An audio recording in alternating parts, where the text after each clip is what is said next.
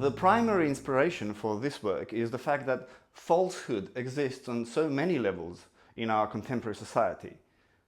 Truth is being constantly and systematically scourged, which is admittedly a diachronic phenomenon. So the scourging of Jesus Christ, who is the embodied truth, is a theme which unassumingly corresponds to this contemporary but also diachronic experience.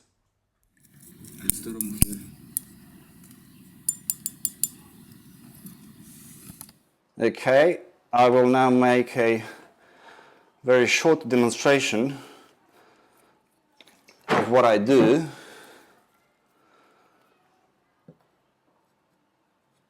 And that may give you a taste of the process.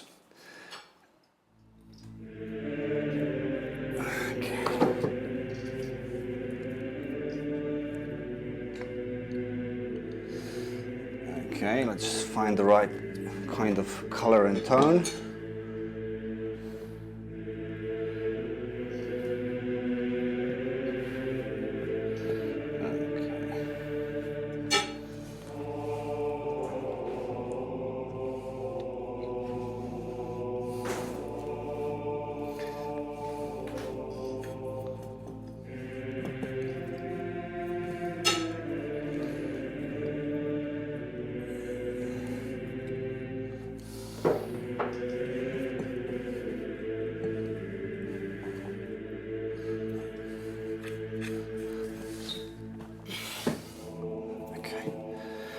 Now, I paint both with the brushes and with my fingers, depending on what I'm trying to achieve.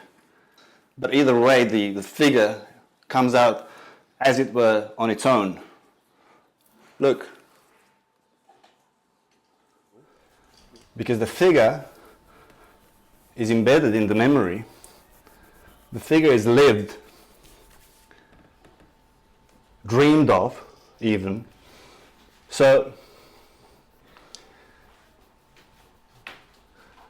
the possibility of making what we call a mistake doesn't exist because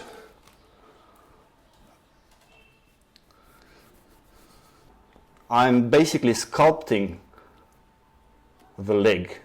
It's coming out. Look. And I may just get up and look at it from the distance. But you see how the fingers are very, very advanced brushes. If you experience your fingers like that.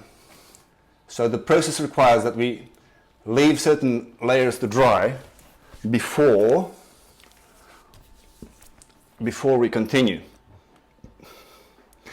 And obviously it's still far from being completed.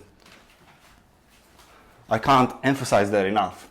So we leave this area now because it needs to dry, and we can, for example, go here. Look.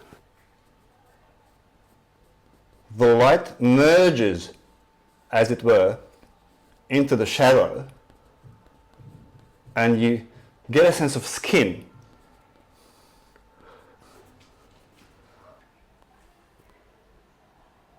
It feels like painting with light, because you have light in mind as well as the shadow, and all you do is participate. The image was there before I painted it. I'm just materializing it. I'm giving the body to the idea. Very Platonic, admittedly.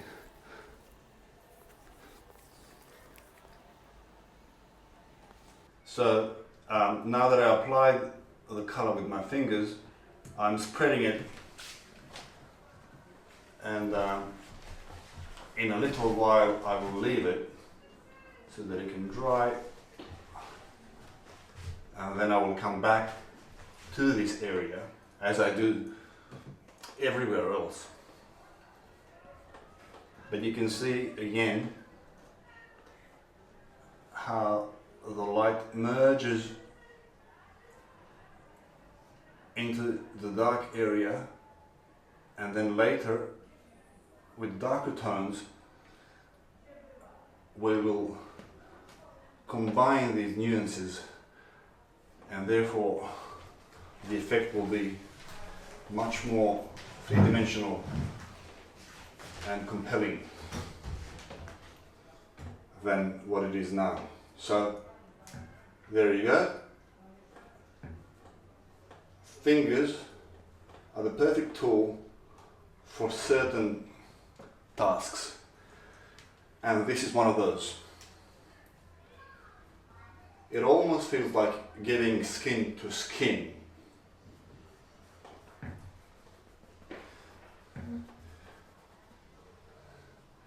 And obviously, I don't only paint religious themes.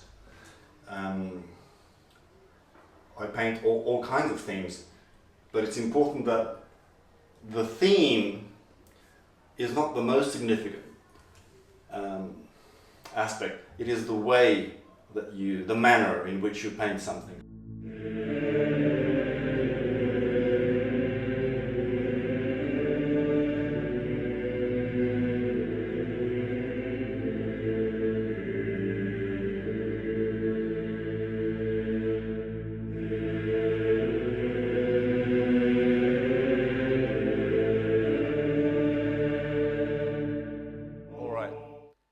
So, for example, if you focus on this area here, that may remind you of Caravaggio, for example. But then, if you focus further on this small area, that to me, for example, is reminiscent of the abstract compositions of William Turner. So, depending on where you focus, you may have a completely different experience. Art helps you see everything in anything. In a certain sense, the purpose of art is to see. And to see is to be in the light, to be enlightened, to know. That is the purpose of art.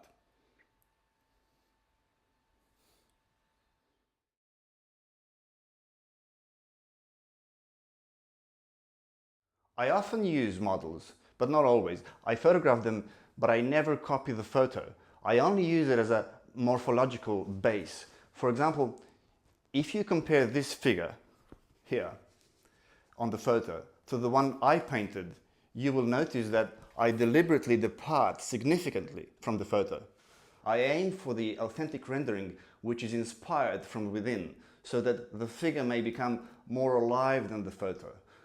As you can see, in order to make this photo, we literally tie the person and, as it were, lightly scourged him.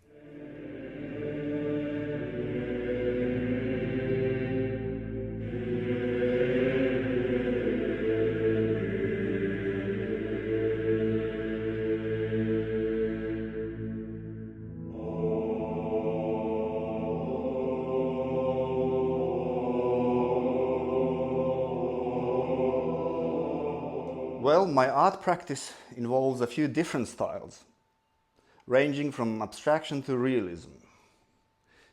If you're asking me about my realistic work, there are many influences, but I may consider Caravaggio, Géricault, and El Greco as perhaps the main ones. But these are all simply references of an authentic experience and not direct kind of influences.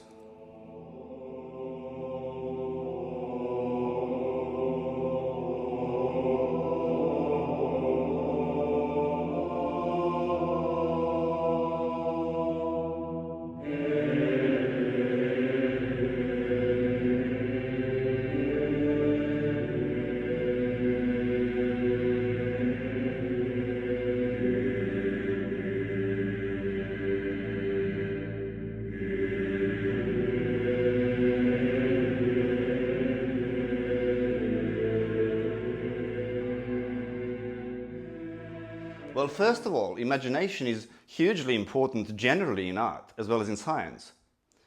For example, Einstein's theory of relativity, which stretches the minds of most people, is immensely indebted to his capacity to imagine. You see, we are used to using the term imagination in a sense of seeing something which isn't real. But in fact, as the word itself suggests, imagination is the process and above all the capacity to create an image of something in one's mind, which may well be something as groundbreaking as the theory of relativity. In my own practice, in this particular sense, it could be argued that all I do is imagine through painting. I imagine eternal truths and I strive to transcend this earthly realm by materializing a tangible image of these.